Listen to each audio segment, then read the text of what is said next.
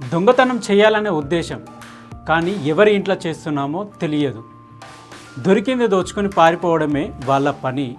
గుట్టు చప్పుడు కాకుండా ఎలాగోలా దొంగతనం చేసి పారిపోవడం వారి అలవాటు. ఎవరైనా అడ్డు వస్తే తప్పించుకోవడానికి ఏమి చేయడానికైనా వెనుక ముందు చూడరు. ఎందుకంటే అక్కడ దొరికిపోతామేమో అనే భయం. అందిన కాడికి దోచుకొని వెళ్ళడం వాళ్ళ పని. వాస్తవానికి దొంగలు పకడ్బందీగా ప్లాన్ చేసుకుంటారు. ఏ టైంకి వెళ్ళాలి, ఎలా వెళ్ళాలి, ఎవరి ఇంటిని టార్గెట్ చేయాలనేది ముందుగానే రెక్కీ చేస్తారు. అనుకున్నట్లు చేసి దోచుకుంటారు. ఎంత దోచుకున్నా దొంగలను పట్టుకోవడంలో మన పోలీసులు ఎప్పుడు ముందుంటారు. అలాగే సైఫ్ అలీ ఖాన్ విషయంలో కూడా దొంగను పట్టుకున్నారు. కానీ ఆ చిన్న తప్పు చేయకుంటే దొరికేసేవాడు కాదేమో. బాలీవుడ్ సెలబ్రిటీ సైఫ్ అలీ ఖాన్ పై దాడి దేశం మొత్తం చర్చనీయాంశమైన విషయమే. ఈ ఘటనకు పాల్పడిన నిందితుని మొహమ్మద్ షరీఫుల్ ఇస్లాం షెహజాద్ను పోలీసులు శనివారం అరెస్టు చేసి పోలీస్ కస్టడీలో పెట్టారు. ఇదిలా ఉండగా నిందితుడిని పట్టుకోవడంలో యూపీఐ పేమెంట్ కీలకంగా మారినట్లు తెలుస్తుంది. సెలబ్రిటీ ఇల్లు అని తెలియదు. దొంగతనం చేయాలనే ఉద్దేశంతో మొహమ్మద్ షరీఫుల్ ఇస్లాం ఇంట్లోకి వెళ్ళాడు. అయితే అది సెలబ్రిటీ నివాసం అనే విషయం అతడికి తెలియదు.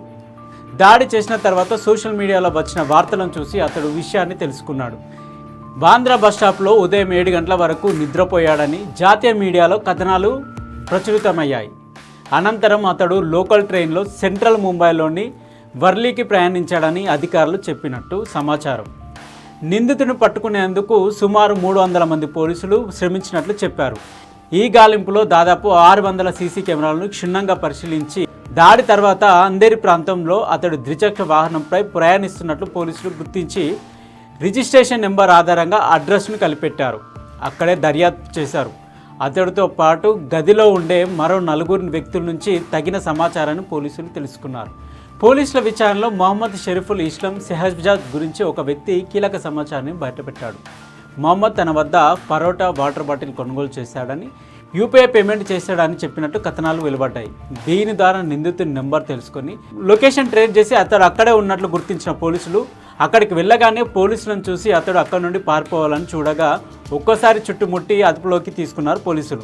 దాదాపు 72 గంటల పాటు శ్రమించి పోలీసులు మొహమ్మద్ షరీఫుల్ని పట్టుకున్నారు. ప్రస్తుతం అతడు పోలీసుల కస్టడీలో ఉన్నాడు.